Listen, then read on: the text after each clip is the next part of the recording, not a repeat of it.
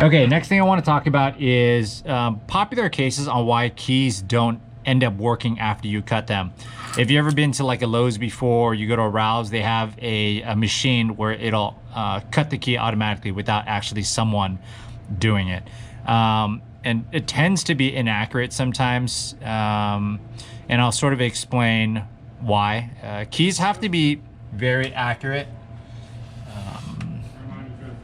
Yeah, they have to be very accurate just because you're working with these tiny increments of depth cuts.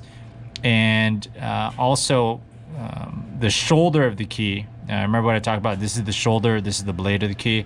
The shoulder matters a lot too, because what's happening, as I showed you before, I'm going to just grab one of those clear locks so you get a better feel of why certain keys don't work.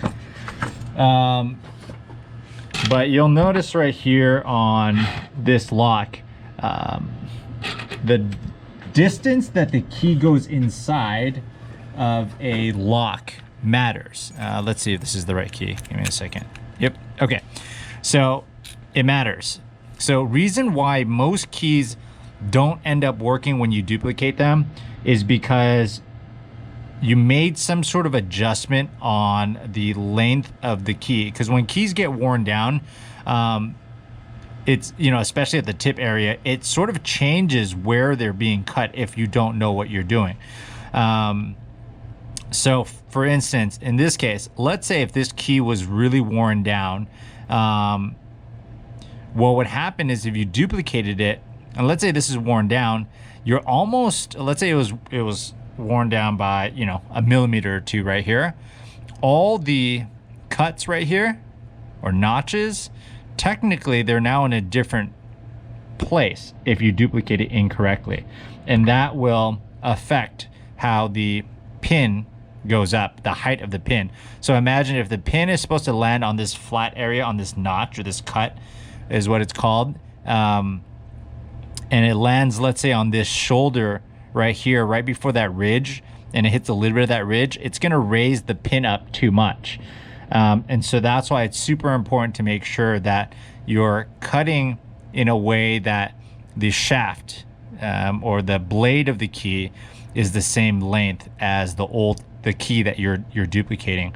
And we'll show you scenarios on how to work with, you know, older keys, worn down keys, and how to make adjustments to make them work.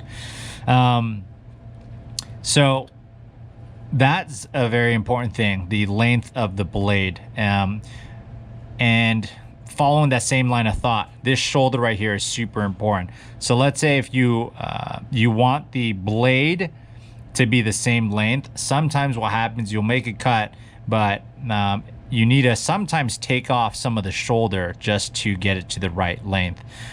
If not, let's say the shoulder's cut further, what would happen is the key would now go in too much, and it will also affect how the pins go up.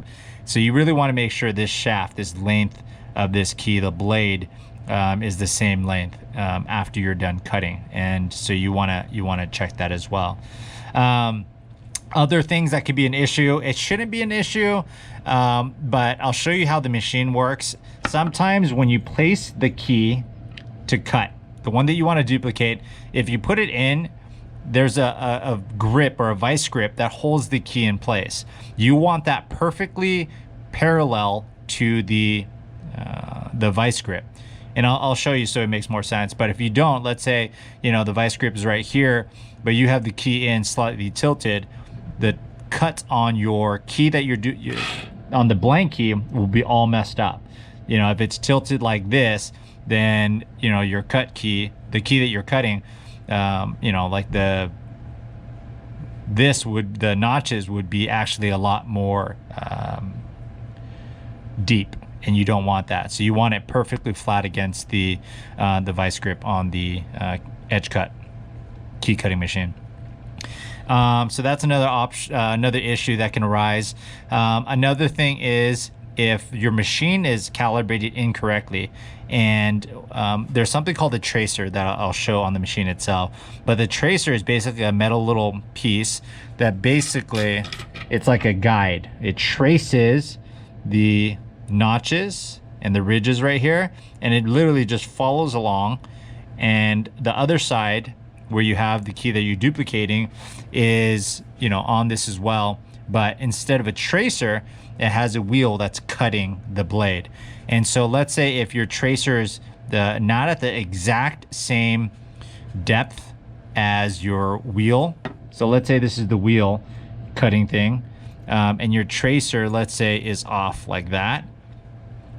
Let me see, off like that, it's gonna cut incorrectly. If your tracer's like that and your cutter is back there, then it's also gonna cut incorrectly. It has to be perfectly aligned so that the cuts on the key are perfect. So that's another area where you can have some issues when you're cutting keys. Yeah, so those are some scenarios on why you would have a key that isn't cut properly, but we will go through live scenarios or actual scenarios of keys that we're gonna cut, and how to sort of make sure that you're cutting accurate keys. Okay, on to the next.